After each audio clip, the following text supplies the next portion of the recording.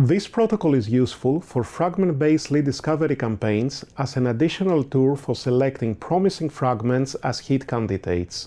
Nano-DSF for fragment screening uses a limited amount of unlabeled protein sample and can be routinely used for almost all protein targets. This method can be used to screen any collections of ligands or to verify hits from the other methods.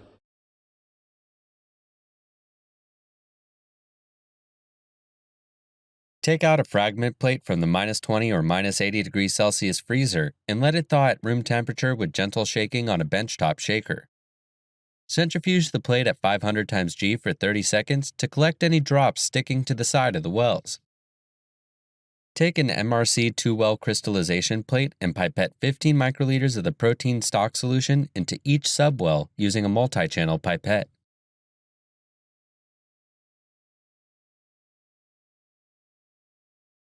To check fragment and protein plate definitions on the mosquito, switch on the Nano-Dispenser and make sure that there are no obstacles around the moving components.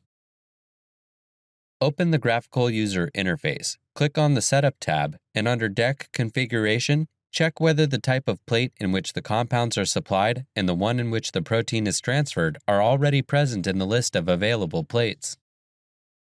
If not, click Options and then Plates and create a new plate definition by filling in the correct values for the property type.